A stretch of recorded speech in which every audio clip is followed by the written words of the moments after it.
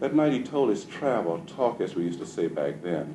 Inside the church was full. Outside the yard was full. I was in the yard standing at one of the windows. Other men he had gambled with, played baseball with, worked with, fought with, all out there in the yard, standing at all the windows 3 and 4 deep. Old girlfriends he had run with was inside the church, but they were sitting way in the back. Everybody wanted to hear the travel Philip Martin had to tell. The deacons led him up to the pulpit and turned him around to face the congregation. Somebody in the yard said, "That don't look like him. The devil sure gave him a run for that money." Philip did look a little different, even to me, and I had known him all my life. He looked too well scrubbed, too calm. He was standing there on his own 2 feet, but by his own power, but it was hard to believe he was the same person I'd grown up with and had gambled with just a month ago. He had gone over. He had gone all the way over. He had left us just as you leave in death. I would have been afraid to go up to him now and speak to him, let alone throw my arms around him. What could I say to him now? What do you say to somebody scrubbed cleaner than a corpse? People usually tell their travel in a few minutes, but Philip stood up there preaching nearly an hour. He had women shouting in the aisle. He had old men clapping and stomping their feet. Out in the yard, all of us pushed close to the window, listening and watching. Philip preached until his clothes was wet with sweat. 2 women wiped his face with handkerchiefs, but he didn't see them or know what they were doing. In my time, I reckon I've heard a couple hundred people give their travel. Most of them I felt was doing nothing but lying. They had no more religion than I did. But not with Philip Martin. The people inside the church, the ones standing out in the yard, all of us believed every word he said. After he had gone home that night, after the church was dark, some of us still hung around out there in the quarters talking. We talked low and quiet, the way you talk at a wake. We talked with our heads down, scared to look at each other in the face. We were scared of him now, but we didn't want each other to know it.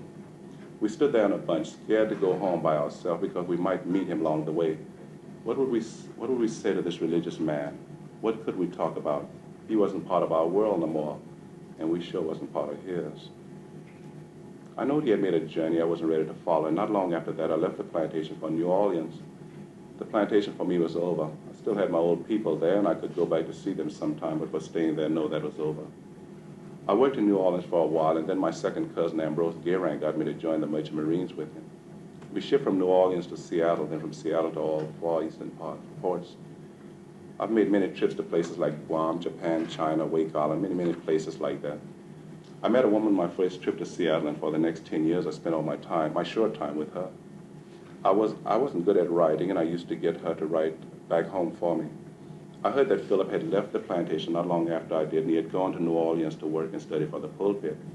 3 or 4 years later, he was preaching in a little town called St. Adrian. He was married now. He had married one of the Elsie Partain's daughter off the island, the youngest gal, Alma. I'd known old man Partain, the whole family, a long time, because back then in the 40s and the 50s, me and Philip used to play baseball on the island against the Partain boys. That bunch was some pretty good people and used to invite us to their home. Remember that Alma was nothing but a tot then. We used to ride her on our back, bounce on our knee.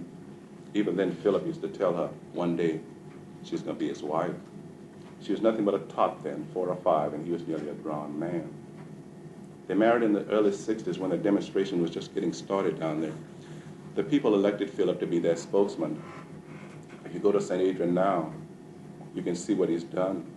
You can eat almost anywhere uptown. You can buy a Coke at the drugstore, and you can drink it at the counter there. You don't have to go out on the street and drink it like you used to when we were growing up. You can try on clothes in most of the stores. You can go to that show uptown. You can go to that Catholic church and sit next to the whites.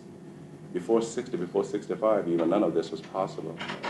If you went to the Catholic church like many of these mulattoes back here did, you had to sit in the side pews or way in the back.